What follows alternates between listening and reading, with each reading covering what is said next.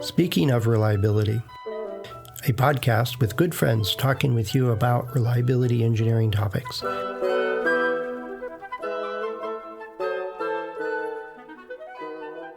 Welcome to Speaking of Reliability. This is Carl Carlson. And this is Fred Schenkleberg. Hey, Carl. Hey, Fred. Happy Monday morning. Yeah, Monday morning it is. I was working on some of the replies to some of the questions I get on FMEA, which, I get 4 or 5 a week, usually. And one of them was particularly interesting, and I had to put some thought to it as to how to answer it, which is fun. And I just thought I'd share that with you on the podcast. This is a subject of, is it appropriate to use reliability predictions as input to an FMEA? And if so, in what context? And if not, why?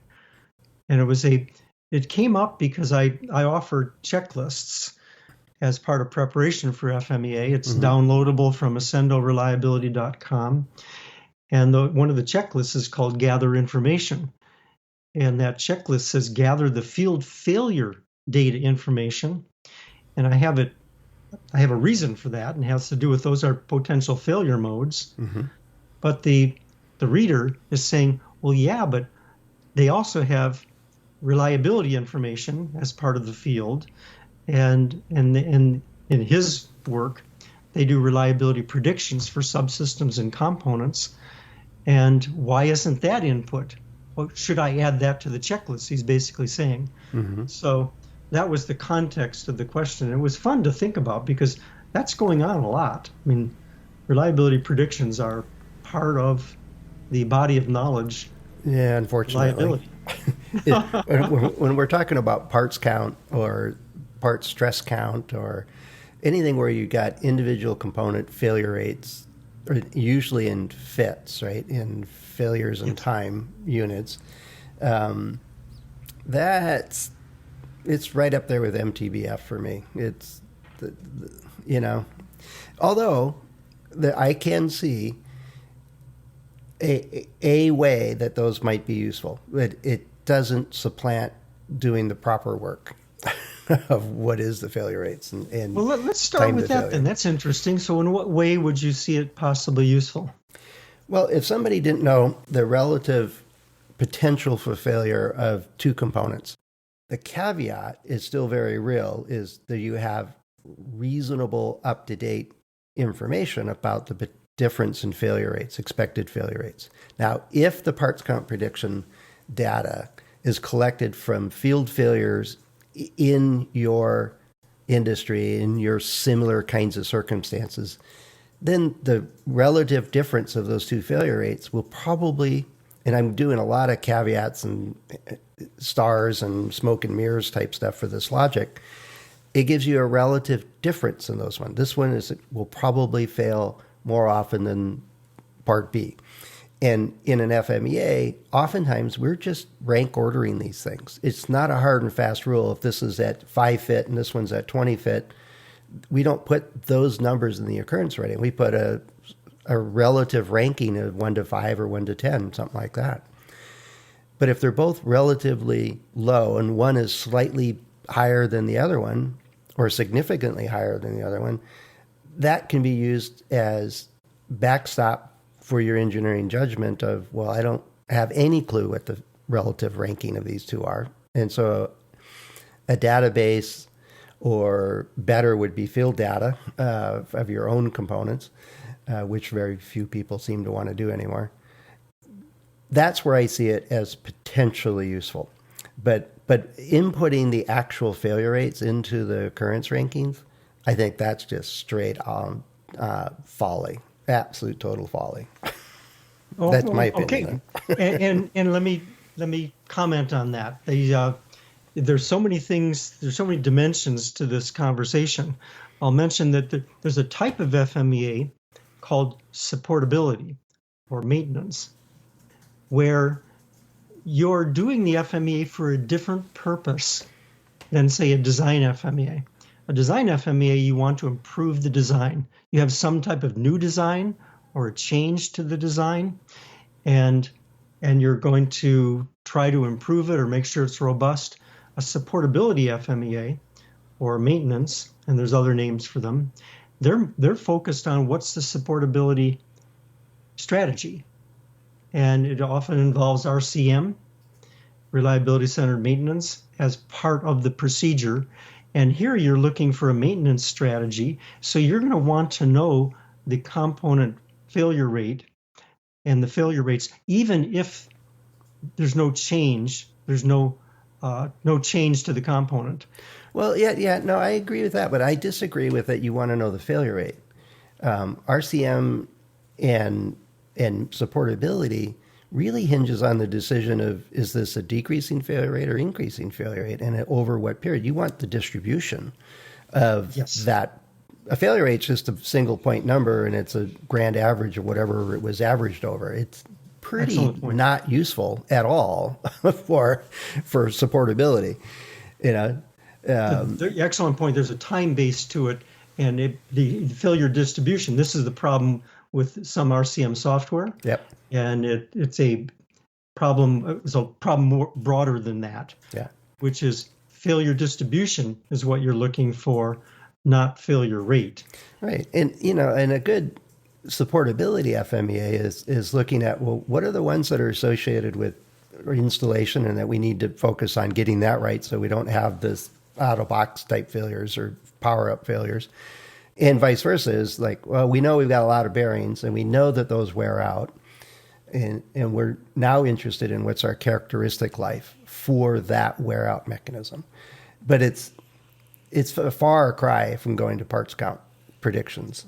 And yes. Now, if you expand that term of predictions to include failure rate or failure distributions and understanding failure mechanisms and how they behave, yeah, then you're okay. But unfortunately, I think I interpreted that email like you did, and they're using, I'm really hoping they aren't using Mail Handbook 217, but there's plenty of software out there that gives you these, just god-awful databases of random numbers, basically. And I can't come across harsh enough against predictions based on parts count.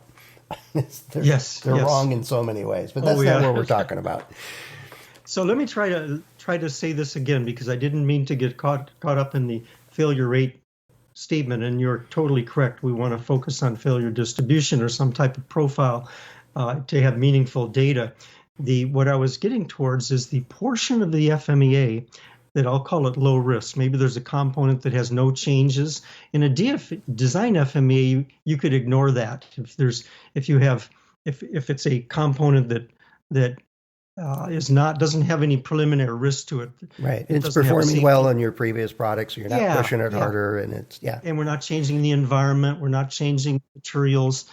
And so in a design FMEA, we would typically we would ignore that portion, and we would go towards the higher risk because we want to improve the design of the system or design of the components that have been changed in some way. On a supportability FMEA, you still need to know the parts, the spare parts analysis. And so even though that component hasn't changed, you would need to know how often it fails in some way so that you could develop a good spare parts. Right. But that's a whole different analysis. That's usually not using predictions. Yes. So we get into this on the occurrence rating in an FMEA. And in my view, the occurrence rating in an FMEA is subjective. And the reason for that, and I'm focusing on a design FMEA in this conversation right now, or even a process FMEA, because in those types of FMEAs, we're going to focus on the changes, the risk, the areas of new technology, the areas of new environment. And because those are where the risk is. If you have a purely carryover portion, then the previous FMEA still applies, or it's not an area of higher risk to justify the resources to do an FMEA. And so the occurrence rating is usually subjective because we have to take into account the degree of new technology, the degree of new environment. We're going to take into account the actual field failures from the past but only within the context of that's input because we've made some changes. So it won't be totally relevant. Yeah. We're also going to look at what's called prevention controls in the FMEA, which is what the current plans are to address the failure mode and cause. And all those things come together in this subjective rating called occurrence. What doesn't come in is the failure, the reliability prediction. Right. Yeah. The actual prediction number doesn't. No. But I think there's another factor, and that goes in that makes it, in my mind, very subjective, is what's our knowledge of it. If we really don't know, and we're sitting around the table or we're doing a quick Google search or whatever, and we go, well, it could be really high and catastrophic, or it might be okay. We just don't know. Then rank it high so that you come back and look at it. Because if you say, well, it might be low and we'll mark it down as a low occurrence rating, it might not rise to the top that you pay any attention to it. So I think it's the subjective part includes we just don't know. Yeah. And that's there definitely is a necessary humility on that. You have to understand something you don't know before you can begin to get the knowledge about it. And that's what makes the predictions, especially parts count predictions, insidious in my mind, is that it gives you this false sense that you know it. So I take a vendor data set, and I talk to vendors that they just basically make it up. And some do a really good job. They do really nice testing and they give you the distribution, but most of them go, well, we looked it up in Mill Handbook 217 from 25 years ago and it says it's at 28 fit. They don't know. It could be way better than that. It could be way worse than that. So the problem is the using the prediction to inform the occurrence rating is throwing a false sense of knowledge in there. That's where I really don't like this idea. To use a phrase I've heard, it camouflages a hole. Yeah. You have a hole there, but it's camouflaged, and you're going to fall into it. Right.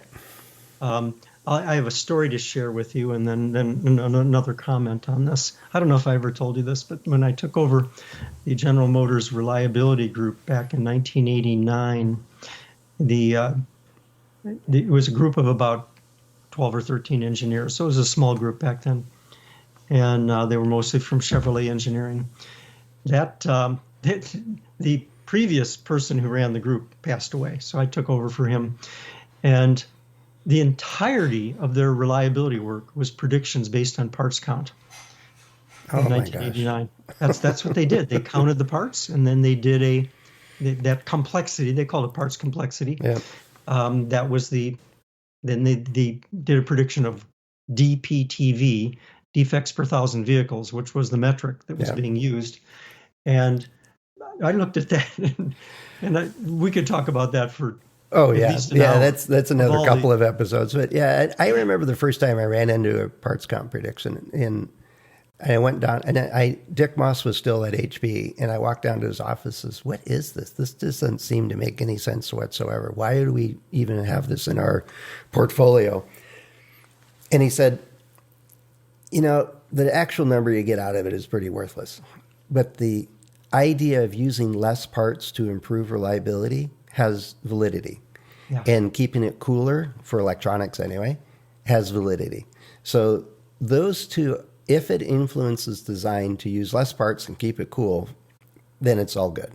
And I said, but then I saw how they were using it, and I'm like, they're not using it that way. Therein the rub. I agree with what Dick Moss was saying there. Obviously, a simpler system is going to have less.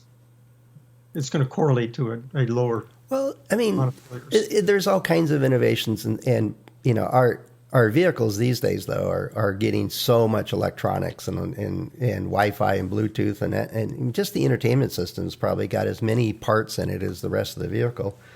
But the brake systems and transmissions and all kinds of other major components of vehicles have gotten simpler and more elegant in their designs as those designs evolve. I'm thinking of a class I took, and this was back in the early 90s. Professor came out with a Black & Decker drill from the 50s. And it was in a box, all disassembled. And he goes, and he counted all the parts. And he says, there's like 18 different kinds of screws and attachments and all that other stuff. And he says, and I apologize for not having it back together, but I couldn't figure out how to reassemble it correctly. And then he pulled out a new one, Black & Decker one, and it had 5 parts. It had the clamshell for the case, the trigger mechanism, transmission, and the motor clutch part was all one piece, and then the chuck. And he goes, it took me about 4 seconds to put it back together, and about 4 seconds to put the one screw, which is probably a legal requirement, to hold it all together. And it was as good or better than the 1950s one, but way easier to manufacture, way easier to source, it had all kinds of cool benefits to it. So I think there's a natural progression to make things simpler and easier and evolve parts. Even capacitors have gotten more elegant in their internal designs than they used to be, with all kinds of benefits to it. So we're not going to make a car that only has 5 parts. But maybe. if you have two approaches, and one is simpler than the other, all other things equal, then the simpler one is the way to go. But of course, all other things aren't necessarily equal. That's right. There's a lot of factors that go in. I had 2 more thoughts that came to mind on this. One is when you look at component reliability as input to an FMEA, the concern I have is what we're doing the occurrence rating on is the failure mode due to a particular cause. So you have a failure mode and a cause, and that cause can have a failure mechanism, and that's really important in an FMEA. Yep. So we're basically assessing the likelihood of the failure mode due to this cause during the lifetime of the unit. That's different than the component reliability. Yep. Because the component reliability is the component, whereas the occurrence rating is logically connected in an FMEA to the cause. And that is so important a difference that it sometimes gets missed over. You see that in predictions, is somebody will say, oh my, our capacitors are a real problem that rises to the top. And it's because there's a lot of capacitors in electronic systems. Sure. But many of them, if they fall off the board, it might affect the EMI radiation coming off of the emitted radiation coming off of it, or slightly on timing, but the software accounts for it. Many capacitors are there just in case. Now, some are critical to the functionality. So it really depends on which one fails. I'm thinking of a ball grid array, 1,000 pins on it. 1,000 pins on it. And if one of the ground pins, of which there's 100, fail, nobody will notice. But if one of the key signaling traces fails, then we'll know immediately. So you miss that when you use the component level failure rates, because it's like you're saying, it's connected logically to something the customer or the consumer or the user will experience, a failure mode. Yes. Yeah. So important. The other thing is assumptions. And I wrote in my response to the person that if the analyst, in this case, the analyst who's doing the reliability prediction, is assuming constant failure rate, then that assumption is often erroneous, and the corresponding output's not useful. So the problem with the prediction has multiple problems in relation to its value in the FMEA. And one of those problems is oftentimes the assumptions that go into that prediction are wrong. And even if it's correct, it's assigned to the component rather than the failure mode and corresponding cause. Well, there's the assumptions that it's the lack of linking the component level reliability to the failure mode that matters. That's which we're trying to judge or adjudicate or whatever, or prioritize. I think it also gives us a false security blanket that really should not be worn.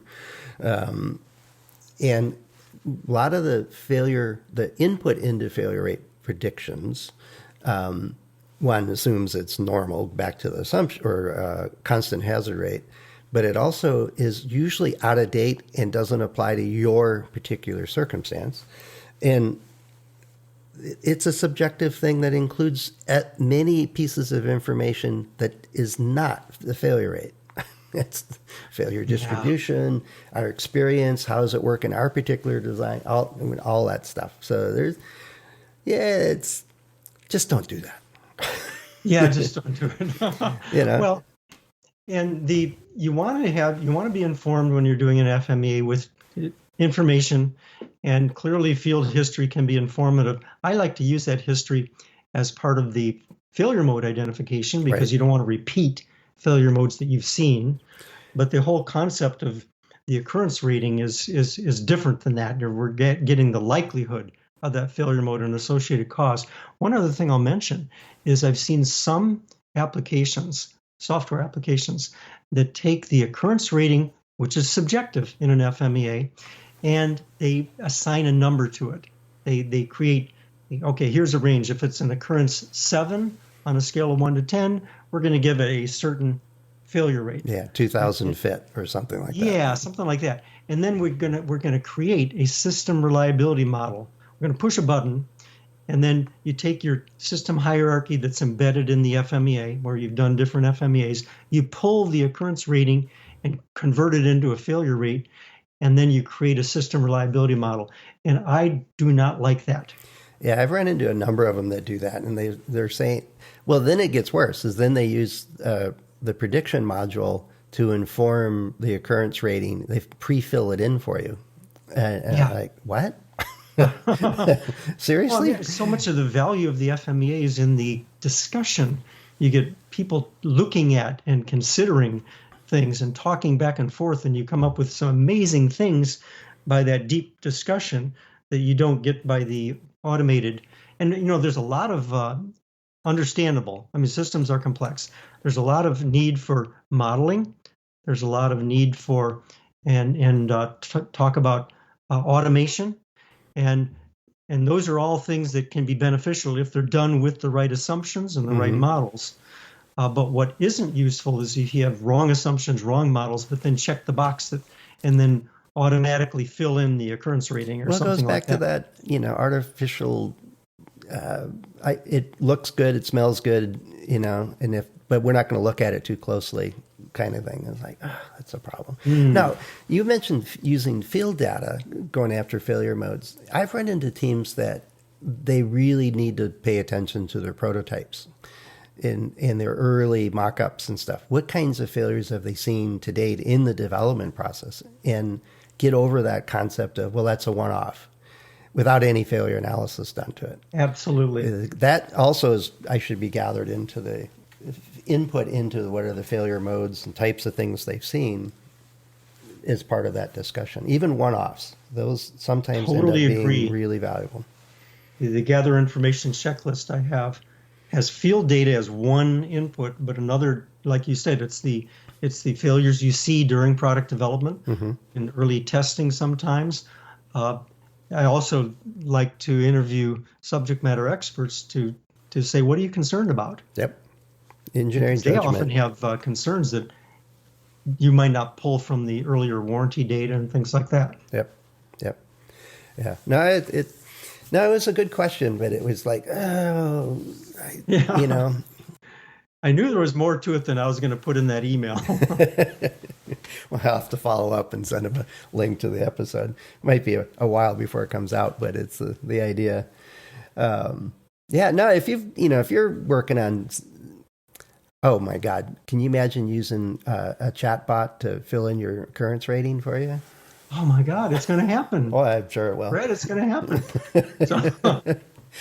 And it goes back to, there's all kinds of innovations. There's all kinds of cool tools and activities out there, but it doesn't supplant that you actually need to think. And I think Chris Jackson says that all the time. You can't check the brain at the door. Reliability requires thinking. And some of these tools and stuff make it look great, but it's not there. So I wonder what other challenges are out there that are similar here. So anyway, if you're listening to this and you think of a question, or this is a process that you're using, and what kind of results are you getting? What kind of output does it actually achieve? What kind of benefits are you getting if you're using predictions in some way? I'm open to it. I know it has some value at some point in time, but if used properly, Or if you've got any other questions, like Carl said, he gets a handful every week. I get a handful every week, and we draw from those to, one, get you answers, but also for topics for us to talk about. So if you'd like to join the conversation, let us know. Head over to accendoreliability.com/go/SOR. And there's a couple ways to get in touch with us there. You can get a hold of Carl and I and the other hosts of the show through LinkedIn or on our site, Accendo Reliability, under contributors. There's plenty of ways to get in touch with each of us. So we look forward to hearing from you. So that, Carl, I'm just not going to do an FMEA today as protest. I'm just going to you're going to stand back? Yeah, I'm going to stand back and wait till tomorrow and collect my thoughts. Very good. Well, nice discussion. I really appreciate it. All right. Thanks, Carl. Thanks, Fred. Talk to you soon. Thanks for listening to Speaking of Reliability. We invite you to join the conversation. If you have a question or a topic that you think we should discuss in a future show, please let us know. You can find a comment box below the episode show notes, or just leave a note as part of a review on iTunes.